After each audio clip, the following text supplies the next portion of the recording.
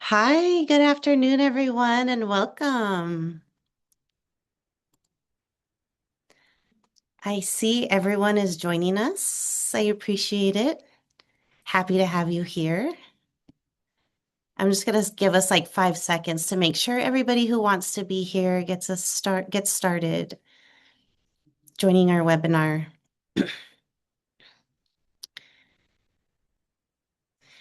So we are so glad that you are joining us today for our financial aid coffee chat for parents and families of our incoming fall 2026 Wildcats.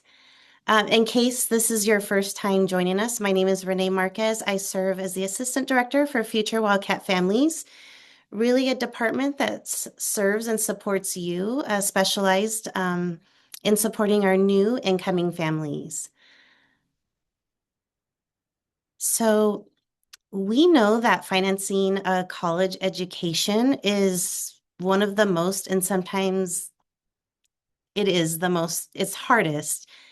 Just trying to get through financial aid. How do I support my student? Sometimes it's overwhelming. Um, but our goal today is really to provide clarity for that. We do have the experts on with us today. Um, so we will go ahead and get started. So, really honored to have our Chief Financial Officer with us to help explain how financial aid works, how to understand your student's award offer, and what families should be thinking about as we approach the start of the semester. Before we begin, I just want to share a few housekeeping reminders. This is a Zoom webinar format, so your audio and video functionality are turned off. The chat is also turned off. However, if you have a question for us, please use the Q&A feature in the Zoom webinar to submit your questions. A huge thank you to our team behind the scenes taking some time out of their day to really help us answer the questions that you have. So we have an awesome team, especially from the financial aid department, who can help get those questions answered. We do kindly ask of you today that you do not enter any personal information or student identifying information in the Q&A. So that will include student ID numbers, dates of birth, or any kind of specific financial details. This is a public webinar format, so we just want to ensure everyone's privacy. If you do have questions specific to your student's individual financial aid package, we strongly encourage you to contact the Office of Scholarships and Financial Aid directly. And the best way to do that is to go to their website, and I'll drop that link for you in the chat. So today's session is designed to answer just more of the broader questions to help better understand the process as a whole. So thank you again for being here and for partnering with us for your students' Wildcat success. Without further delay, I would like to introduce you to one of my closest colleagues and friends, Mr. Art Young. He is our Chief Financial Administrator and Assistant Vice President for Enrollment Management. Art, I'm going to go ahead and let you take the reins. Thank you for being here and sharing your expertise with our Wildcat families. Thanks, Renee. Sure appreciate the invitation. I do a lot of presentations as part of my job, and this is one of my favorites. In fact, just earlier this morning, I was communicating by email with a parent from Maryland who he said that his daughter has applied for admission at 12 universities, and Arizona was not at the top of the list. And they came for a campus tour on last Saturday, and all of a sudden that changed. And so he found me online, sent an email, and it is one of my favorite parts of my job to brag about the campus, the people, the warmth, both climate and otherwise, that we find every day when we come to work.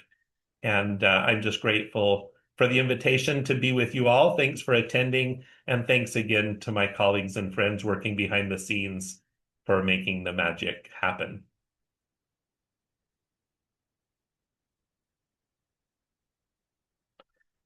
For today, we're going to cover three or four kind of broad topics, as Renee alluded to, and then provide plenty of time for questions and answers. I do want to emphasize that there's a lot of complexity and a lot of information, especially if this is your first time through this process, or if it's been a lot of years since you did it yourself as a student. Our office is here to help and support. And as Renee says, if after the webinar you'd like to reach out to our office, we are always happy to answer questions and make sure that you've got the resources and the information that you need to make an informed decision.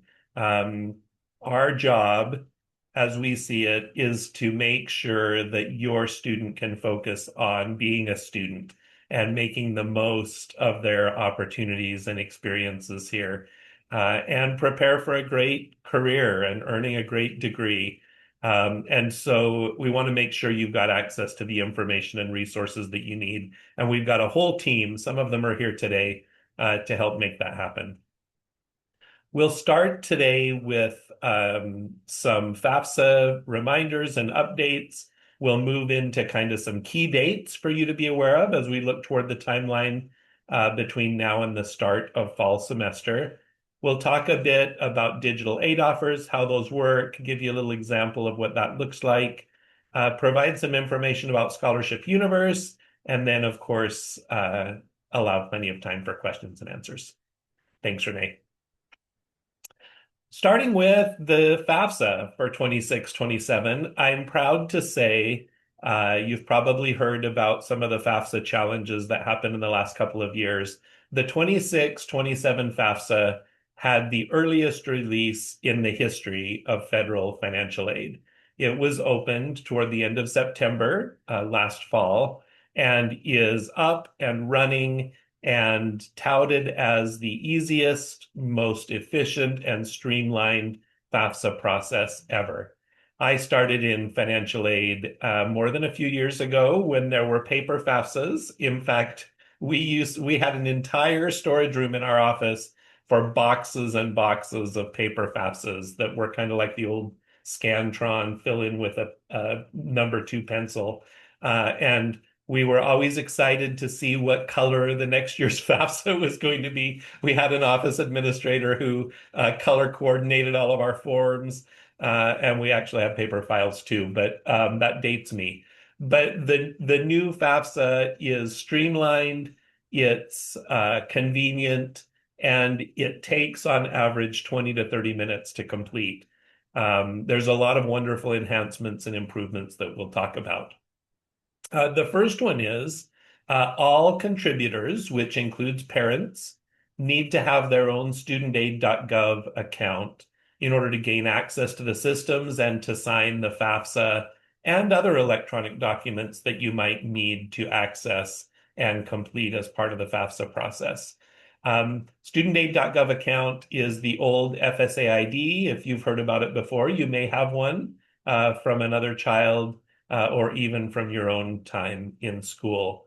The good news is you can now use that studentaid.gov account, the username and password, to immediately sign the FAFSA.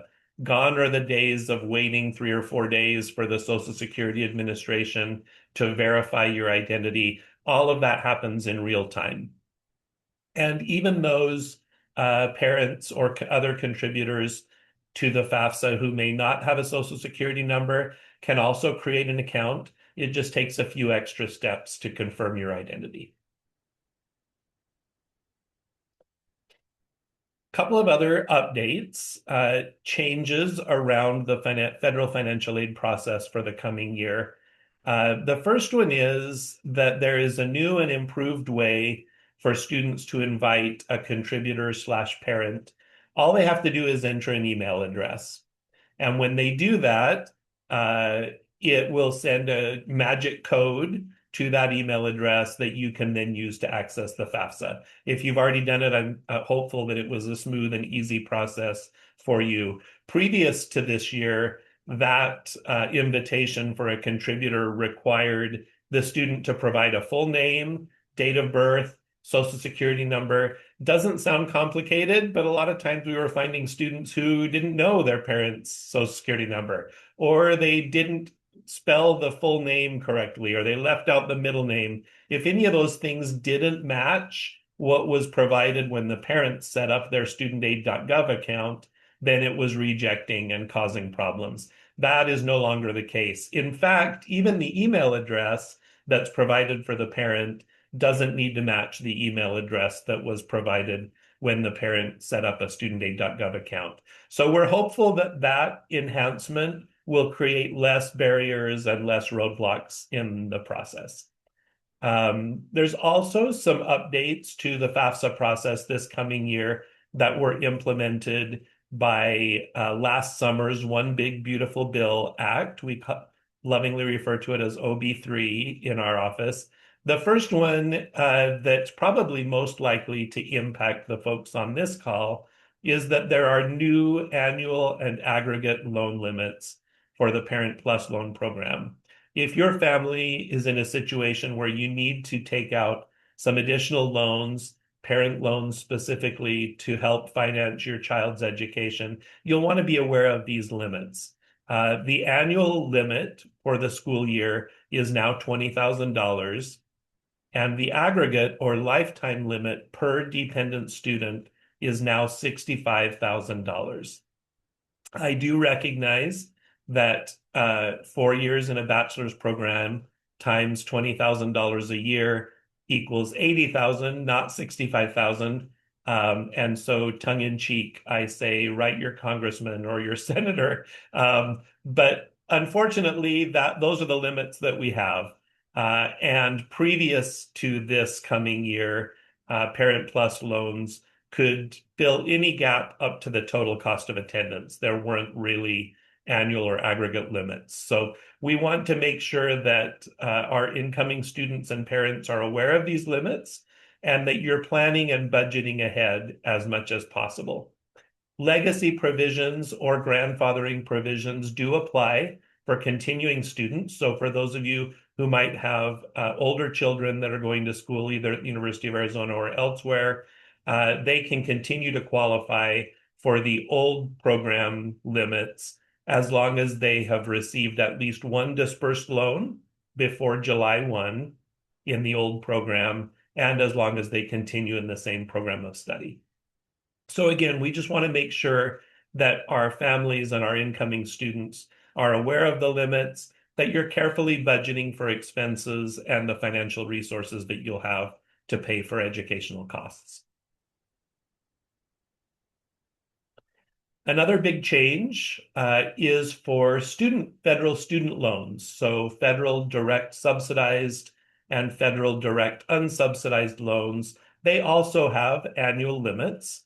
And beginning with fall 2026, those annual limits will need to be prorated for students who are attending less than full-time.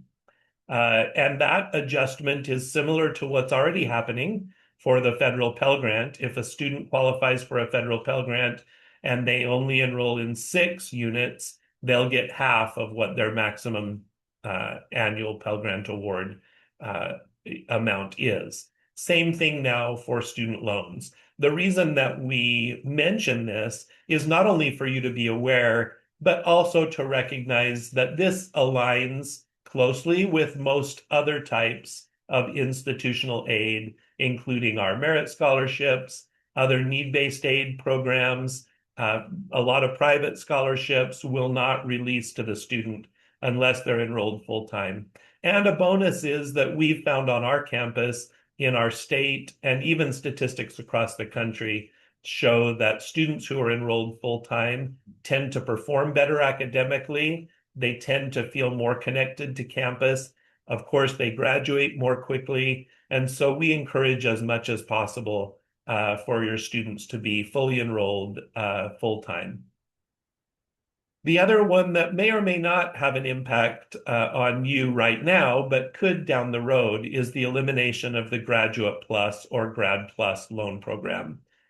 Similar to the parent loan program, this has been available for our graduate populations and professional populations to fill in any gaps in order to really cover those educational costs. That program is going away. However, similar to the Parent Plus loan, there are legacy provisions where current students who have borrowed and have a dispersed loan prior to July 1 will be able to continue borrowing in that program.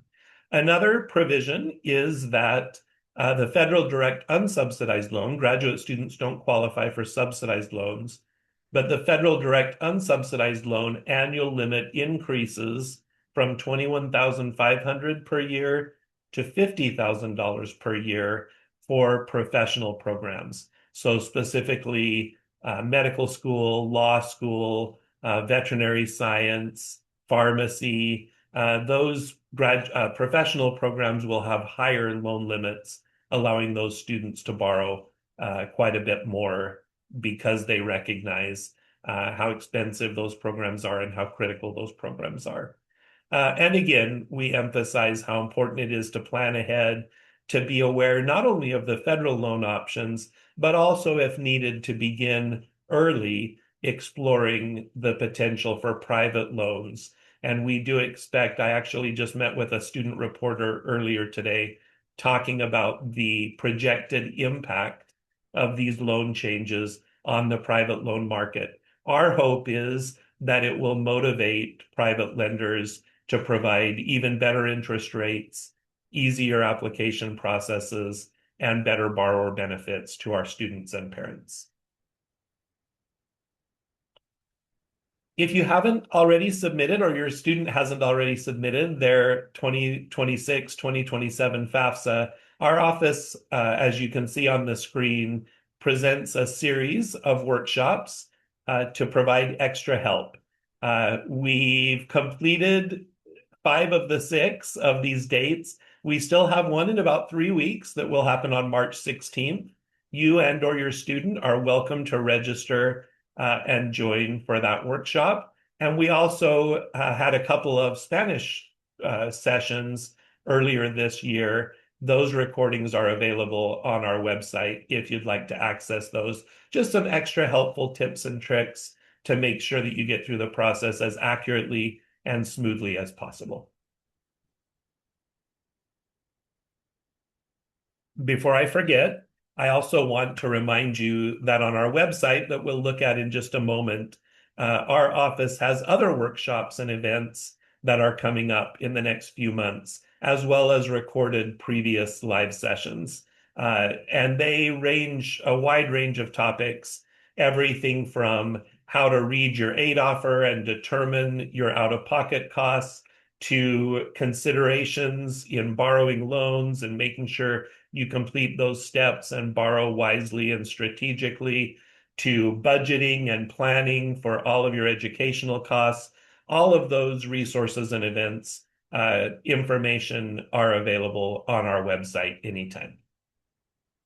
Okay, let's move on to some key dates and the overall timeline between now and the start of fall semester in August.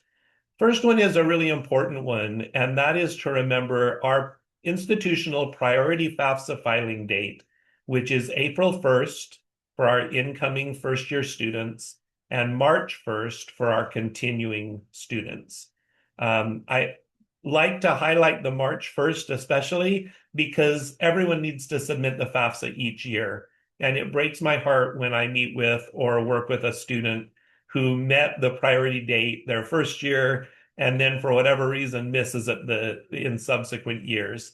We encourage folks to get the FAFSA in as quickly as they possibly can. Reach out to our office if you need help getting those forms submitted. That priority date is really critical because that's what opens up the door to additional institutional funding, including need-based aid, programs like Arizona Promise, but also many of our institutional and private scholarships require and really key off of that priority deadline. So any extra consideration, for extra federal grants or additional support, the earlier you get the FAFSA submitted, the better chance you have. Also, I want to make you aware we've had a little bit of a slowdown this year because of some changes in approach, particularly to our need-based aid programs for resident students.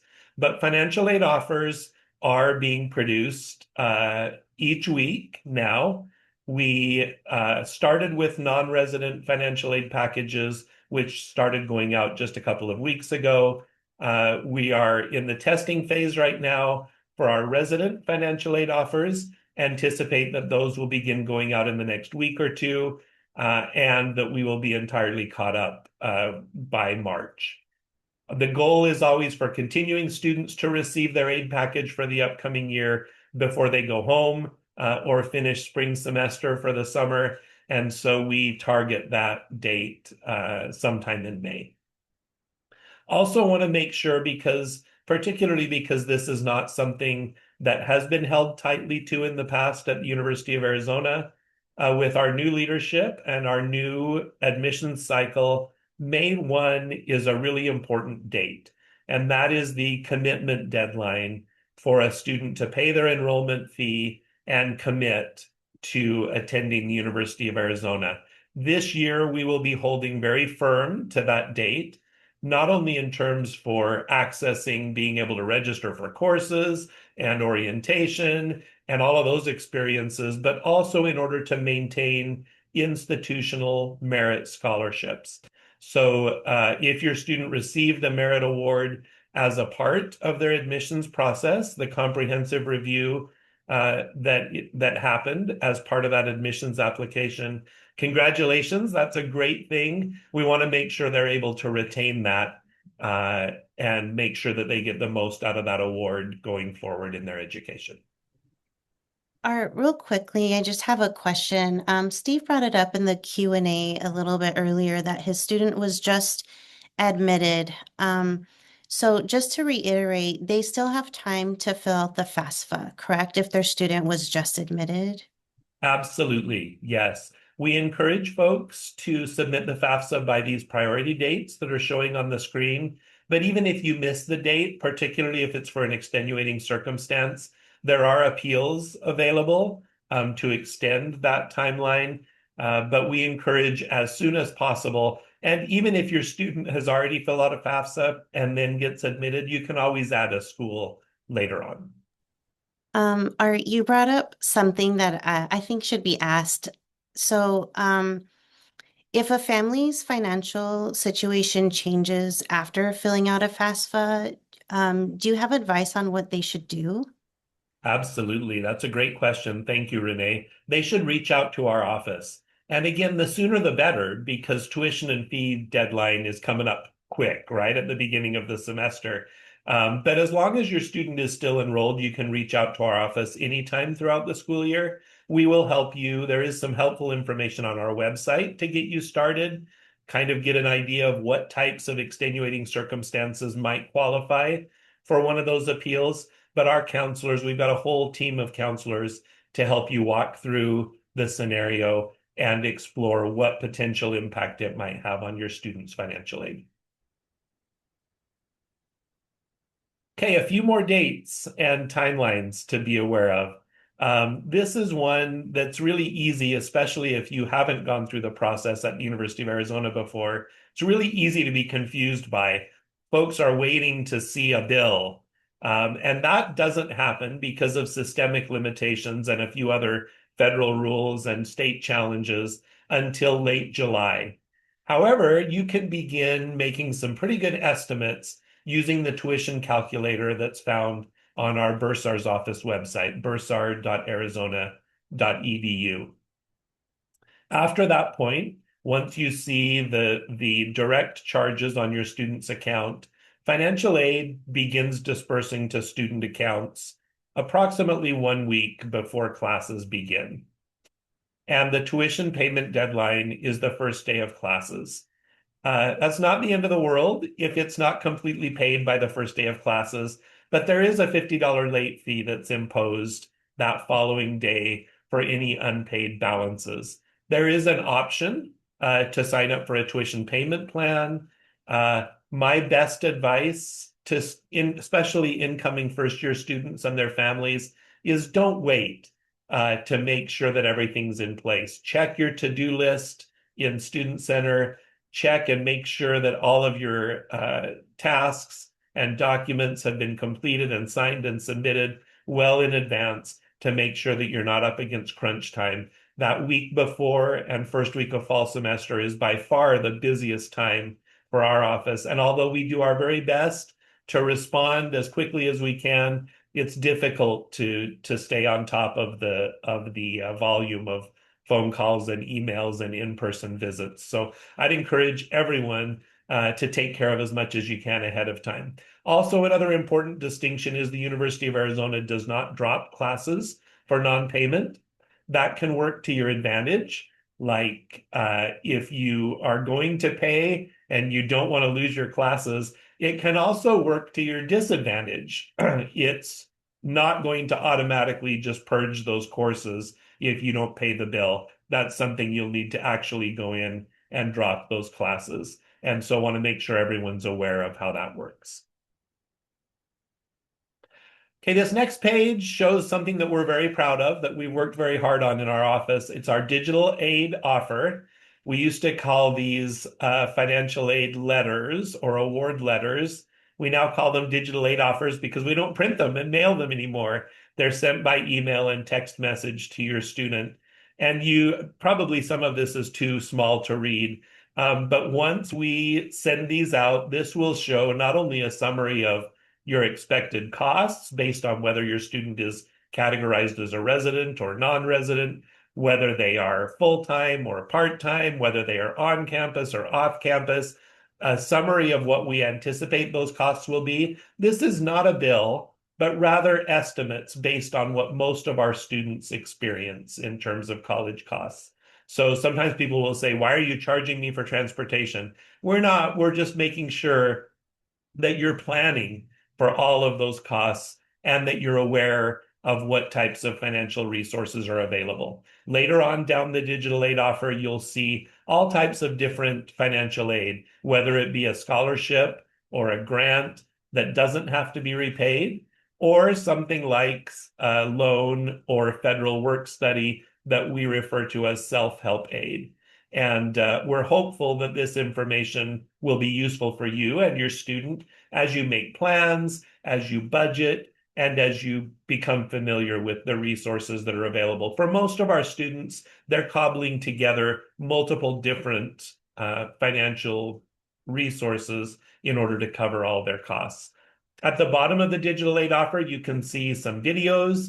Those are tailored to your student circumstances and what types of aid they qualify for. Hopefully, along with the videos, the links to our website and other helpful next step information will help you and your student understand how to accept the aid, how to take any steps that are required in order to make sure everything's ready to go before the start of fall semester.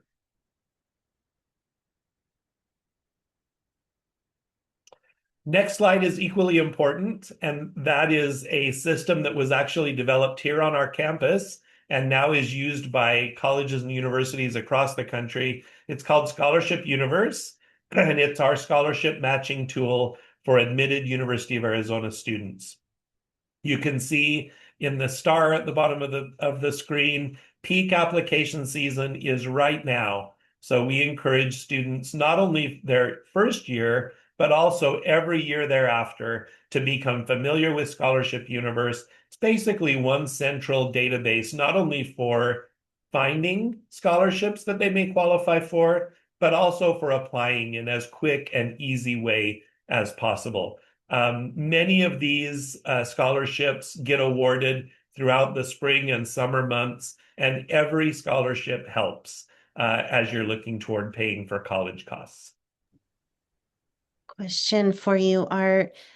Thinking about scholarships and all the scholarships that our students have access to, especially with this program that we offer to them, can you explain for us, how do outside scholarships impact a student aid package, or do they? Another great question. And the answer is my favorite financial aid answer, which is it depends. So it all depends on the type of scholarship. If it's a scholarship that is limited strictly to tuition and fees can only be paid one time. And so if it's something that's strictly limited and because of the donor requirements or because of the eligibility requirements is limited to specific costs, it might adjust other scholarships or aid.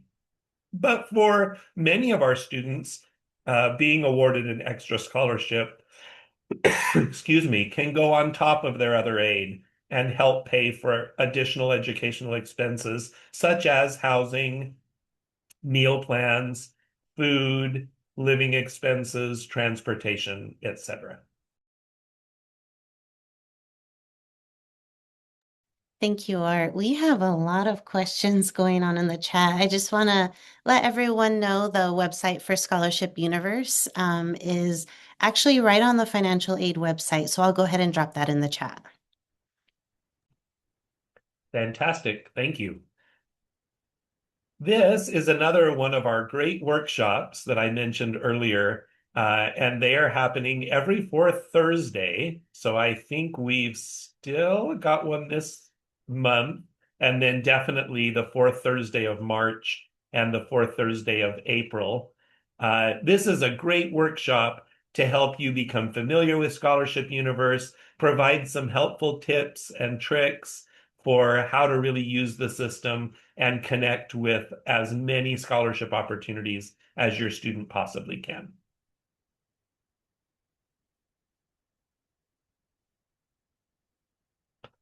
As I promised earlier, I wanted to make sure that you were all aware of our great website. In fact, some of the architects and folks that maintain and update this website on a regular basis are on the call right now answering questions. They do a fantastic job. It is a great resource and has so much great information. You can see across the top everything from the application process to the different types of aid that are available, some helpful FAQs, forms, appeal processes, and then in that upper right-hand corner, you can click on contact and it will provide different ways that you can reach out to our office, which is on the next slide. So you can see here, you and or your student can reach out to our office anytime. We prefer email just because it's easier to manage, and our office is committed to responding within no more than 2 to 3 business days most of the year, with the possible exception of the very beginning of fall semester when things really come in fast and furious. But the rest of the year, certainly this time of year, our turnaround time is quick and easy. It provides a nice written response for you and your student to refer to in case you forget what the advice was or what the answer was.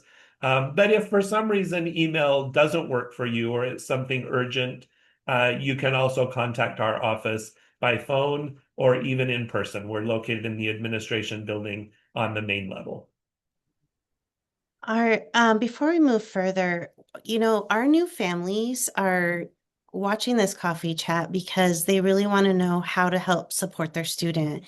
Do you have any, maybe some advice for our families that maybe they can do each year to help their students stay eligible?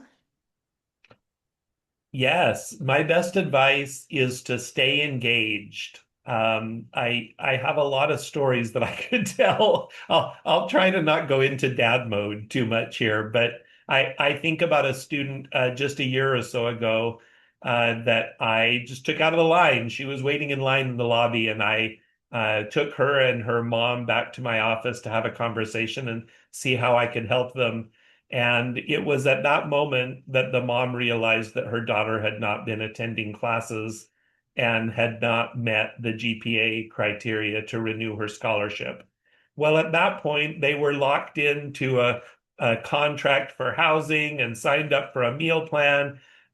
So my best advice is to remain engaged, ask your student questions, make sure that they're being supported for their mental health and have their physical needs met, and that you are connected with and supporting them as much as possible. And then secondly, to make sure that you're aware and providing some of those kind of adulting lessons on the back end as much as possible. One of the biggest challenges that we find, honestly, with our students is the fact that we only disperse financial aid once a semester. So even students who may have been working in high school or before, they probably got a paycheck every 2 weeks or at the longest once a month. We're giving them a refund check and expecting them to budget for the next 3 or 4 months and plan for paying for things like rent and food. And so some parent support in those areas really is very helpful. And our office is here to provide extra support and resources along the way.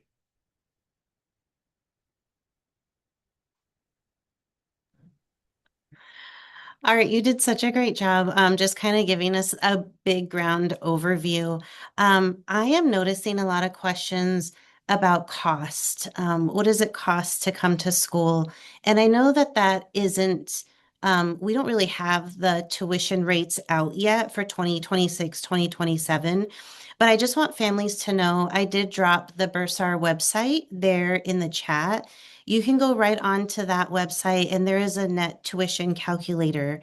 They do have the rates posted from this past year, which you can kind of go in. There's different things that you can select based on what major your student is choosing for the semester or for the year. And you can kind of look at it based off of this year to get an estimate for next year. And then do we know I don't know if you know about when they should expect those rates to come out? They should be posted very soon. I believe within the next few weeks to maybe a month. The Bursar's office and our friends in financial services are working hard on making sure that everything is ready to go. Something that might be helpful is if your student is a resident of the state of Arizona, tuition and fees are not changing for next year. Okay. If your student is from out of state, so a non-resident of Arizona, we anticipate approximately a 3% increase for the coming year. Thank you for answering that. That was actually one of the questions in the chat today. Norma asked a good question. She says, will the digital aid offer have the total tuition cost for the 26-27 year? It has an estimate, just like all of those components from the cost of attendance. It's an estimate. And the reason it's an estimate is that tuition and fees will vary slightly based on which college and program your student is in. Just like the books might vary slightly if you choose to participate in the campus store pay one price program or not. Just like housing might vary depending on which dorm you choose or whether you choose to live off campus, just like meal costs. I always tell folks my grandpa was a farmer, and his one of many pieces of advice he gave to me is you have two choices in any problem. You can either raise the bridge or lower the river. And that's certainly the case in terms of budgeting and managing financial resources. And I think it takes both carefully managing expenses, but also making sure that you're managing and maximizing available resources. And so being very conscientious about the options. I met with a student this past fall semester who, when he laid out his rent charges, was paying more than I do for my mortgage. And granted, my house is not very luxurious, but I was shocked. And we got for a little further in the conversation, and he told me that he's parking in the same parking garage that I do, and that he's paid for the very most expensive meal plan. And so I'm not necessarily saying those are bad decisions, but we want to make sure that they're informed decisions that are right for your student and your family, because there's nothing worse than living like a king when you're a student and then having to live like a student after you've graduated and have those financial decisions impact your life and your career going forward. That's great advice, Art. Thank you so much. Um, Kind of moving on, as you're preparing your students' transition, we just want to remind you that Future Wildcat Family Team continues to offer that ongoing support. If you have a question for us, we're happy to answer that in the Q&A. We're going to stay on up until all of our questions are answered. But these are the coffee chats that we have coming up. We're going to take a little bit of a break until March 10th, where we will continue to talk about next steps and orientation. There's lots to share. If you missed the first one, it is on our website, futurefamilies.arizona.edu. The recording is there if you want to get caught up with that, but we will have Logan to present to us again. We'll go over housing, meal plans, fraternity and sorority, anything that you're interested in, anything that you feel like you would like questions answered. Please join us. We're here to help support you through that. There is an admitted student day coming up this Friday, February 27th. Future Wildcat families will be out in the family lounge. So if your student comes to campus for any of these dates, we will be there. You could come hang out with us, ask any questions in person. And I believe if you do have questions for financial aid, they will be open on the 2 Fridays as well. Uh, Want to let you know too, coming ahead, we will have parent and family orientation this summer. Really, it's about, and Art, you alluded to this, we're going to be touching on all of the resources that we have on campus for you. So if you have questions about housing, meal plans, safety, anything like that, we'll kind of go over. It'll be an hour long. It's free. It'll be a webinar. There's different dates posted. Registration is coming soon. But one thing I do want to let you know is that we'll discuss the transition from high school to college, which a lot of times can be helpful for new families as well. Want to let you know too to save the date in August if you happen to be coming with your student that week prior to the first day of school. Just want to remind you, first day of school is August 24th. Tuesday and Wednesday, and all the rest of the week, while your student is participating in Destination Arizona events, which are specific events for students, kind of like in-person orientation, a continuation of orientation, really geared for them to help meet each other. We'll also have events for you as parents and supporters, really give you the chance to meet each other as well. Also get acclimated to the Wildcat campus. And our I want to sincerely thank you. You gave us some great information. You were the expert in financial aid. Appreciate you being here with our families along with your team, with our team there in scholarship and financial aid. Looking at the questions over here, can you help us or kind of help answer? Oh, I just lost it. When when a student applies for financial aid and they're awarded, does that help cover tuition or housing or both? Again, back to my favorite answer, it depends. So any type of financial aid will first disperse toward charges on the student account.